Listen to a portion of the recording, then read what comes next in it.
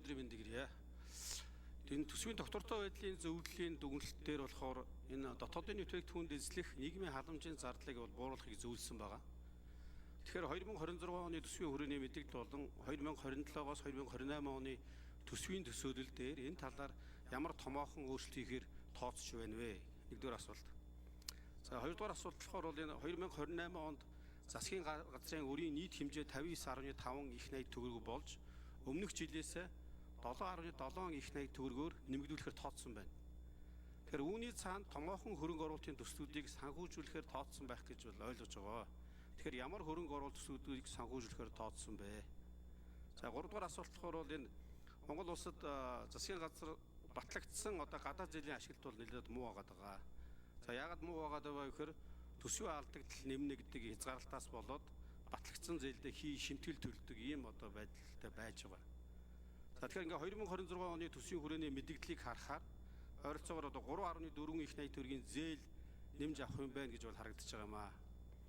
Тэгэхээр бид нар ярихдаа бол үр ашигтай хөрөнгө оруулалтын төслүүдэд бол явуулнаа гэж яриад байдаг. Тэгэхээр энэ үр ашигтай гэж тооцож байгаа хөрөнгө оруулалтын төслийн ажлын төлөвлөгөөг 2026 онд бүрэн санхүүжүүлж байгаа юу? Эсвэл төсвийн алдагдлын хязгаарт ороод дутуу ашиглахаар байгаа юу зээлээ гэсэн ийм асуултууд байна. За, учрал сайд хариулъя. За 2018-19 онуудад 2.1-2% байсан халамжийн зардал. За нэрлсэн дотоодын бүтээгдэхүүний харьцаа бол 2023 онд 3.7 болсон. Тэгэхээр бид бол 2026 оноос энэ дотоодын бүтээгдэхүүнтэй харьцах хувийг бол багасгана. 2026 онд 2.6, 2027 онд 2.4, 2028 онд 2.2% болгож ирэх ийм зорилтын хүрээнд үе шаттай бууруулахаар төсвийн төсөөллийг боловсруулсан. За тэгэхээр бол цаашдаа бол нийгмийн халамжийг бууруулах бодлого барина. Бууруулах бодлого барьсан хэдий ч үүн дээр арга хэмжээ авч хэрэгжүүлэхийн тулд бол энэ хувийн хвшилтийг ажлын байрыг хадгалах зорилтуудын хүрээнд энэ гадаадын зээл төслөмжөөр санхүүжих төслүүдийг эренбэлэгтэй буюу 149 төслийг эренбэлэгтэй илүүтэйгээр ач холбогдол өндөртөө боловсруулах үйлдвэрүүдийг дэмжих, шинэ ажлын байрыг бий болгох, ажлын байрыг хадгалах, шинэ технологи нэвтрүүлэх төслүүдийг тэргүй ээлжинд хэрэгжүүлье гэдэг зорилгоор сая засгийн газар дээр 149 төслийг эренбэлэхээр яамдуудаа санал авч байна. 14 мега төслийг бас эренбэлсэн. 4 бүлэг 15 зүйлээр эренбэлсэн байгаа гэдгийг хэлэх ёстой.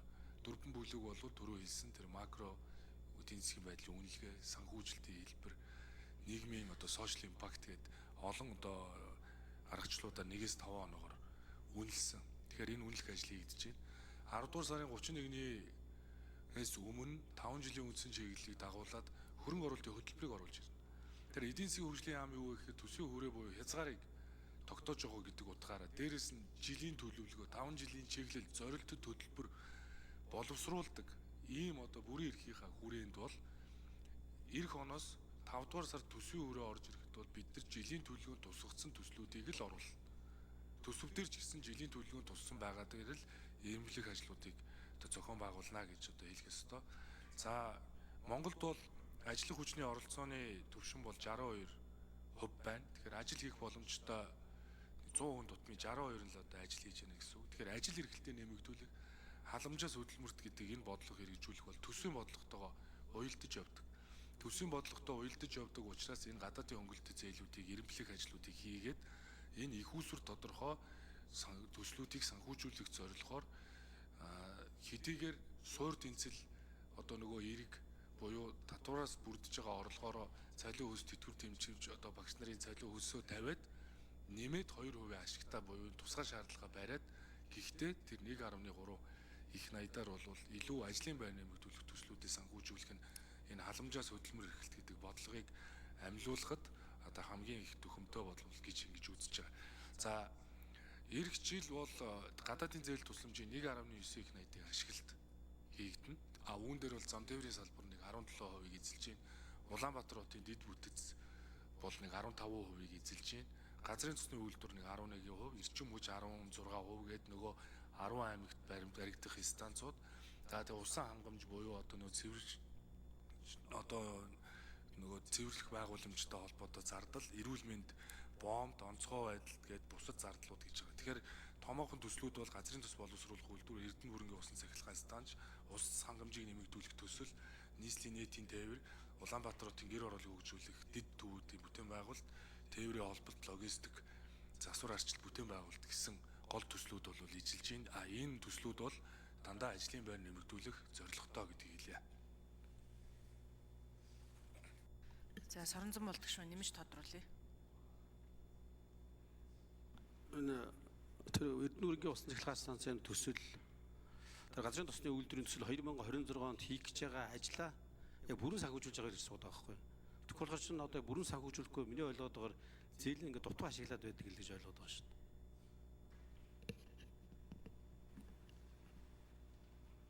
Учир сайд нэмж хариулъя.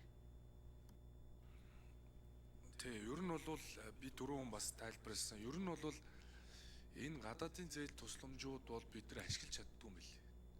Яагаад вэ гэхээр нэгт бол төсвийн доктортой байдлын хуулиа барьдаг. Хоёрт бол манай их хурлын гишүүд санаачлаад байсан. Энэ гадаадын зээл тусламжууд чинь зарлах талд нь төсөвдөр бичигдчихэд орлого талд нь бичигддэг.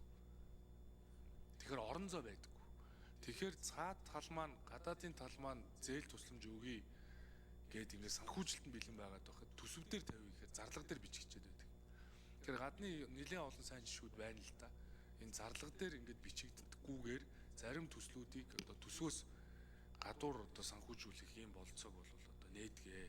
Газрын тус боловсруулах үйлдвэр бол нийт төсөвч бараг 2 тэрбум доллар шүү дээ. 26 онд бол энэний 207 тэрбум 745 сая төгрөгийг одоо санхүүжүүлнэ л гэж ингэж тооцож байгаа.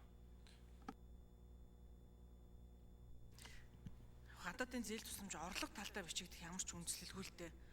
Зүгээр энэ бол эдийн засгийн өөр өгөөжтэй төсөл учраас заавал буцаад татвар төлөгчдийн мөнгөөр буцааж төлөгдөх албагүй.